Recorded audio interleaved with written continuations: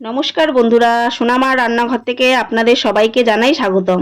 আজ আমি নিয়ে এসেছি বাঙালির সবচেয়ে প্রিয় নিরামিষ দুধশুক্তো রেসিপি। একদম অনুষ্ঠান বাড়ির মতো বিশেষ মশলা দিয়ে এই শুক্তো রেসিপি তৈরি। আশা করছি আপনাদের ভীষণ ভালো লাগবে। এখানে আমি কয়েক রকমের সবজি কেটে নিয়েছি, আপনাদের দেখাচ্ছি। প্রথমেই আছে উচ্ছে, বেগুন, কাঁচা কলা, তারপর আছে পেঁপে, এরপর আছে সবার প্রিয় সজনে ডাঁটা, আর সব শেষে আলু। শুক্তোর জন্য যে মশলাগুলো নিয়েছি, এখানে আছে 1 চামচ রাঁধুনি, 1 চামচ সর্ষে, 1 চামচ পোস্ত, আর 1 ইঞ্চি মতো আদা কেটে নিয়েছি। সবগুলো মশলা আমি শিলনোড়ায় বেটে নিয়েছি। এখানে আমি আলু, পেঁপে, সজনে ডাঁটা সেদ্ধ করে নেব। ভিডিওটি স্কিপ না করে দেখতে থাকুন। আর নতুন বন্ধুরা সাবস্ক্রাইব করে বেল আইকনটি অল করে টিপে পাশে থাকুন। আলু, পেঁপে, সজনে ডাঁটা সেদ্ধ হয়ে গেছে, নামিয়ে সাইডে রাখবো। এবার ভাজা মশলার জন্য শুকনো কড়াইতে দেব 1 চামচ পাঁচফোড়ন, 1 চামচ রাঁধুনি। এবার শুকনো খোলায় ভেজে গুঁড়ো করে রাখবো। কড়াইতে সর্ষের তেল দেব। তেল গরম হলে দিয়ে দেব 50 গ্রাম মতো ডালের বড়ি।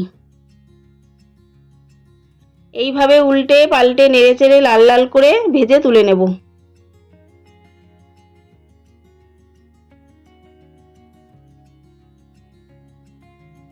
যে সবজিগুলো আমি কেটে নিয়েছি, প্রথমে আমি বেগুনটা লাল করে ভেজে নেব।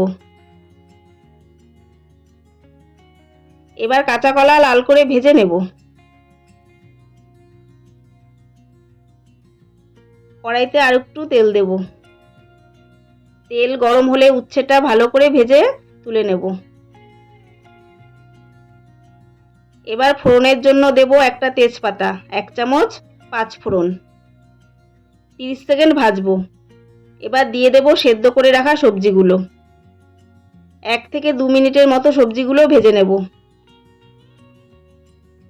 তারপর দিয়ে দেব বেটে রাখা মশলা। মশলার সাথে সবজিগুলো মিশিয়ে আবারও 1 থেকে 2 মিনিট কষিয়ে নেব।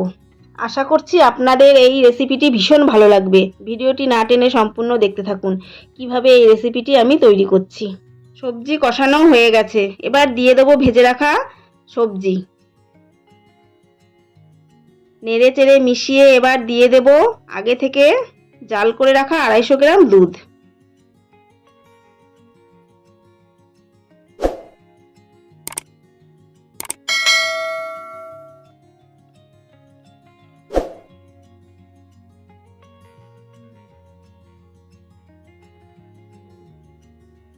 এবার ভেজে রাখা বড়িগুলো দিয়ে দেব স্বাদ মতো লবণ। ভালো করে মিশিয়ে এবার 5 মিনিট রান্না হতে দেব।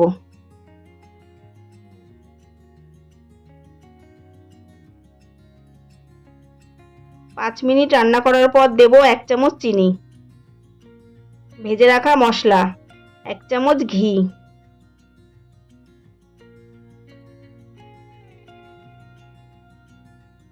নেড়ে চেড়ে ভালো করে মিশিয়ে নেব।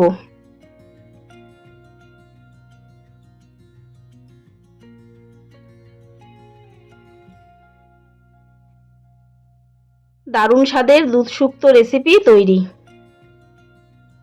তো ভিডিওটি ভালো লাগলে লাইক, কমেন্ট ও শেয়ার করে পাশে থাকবেন।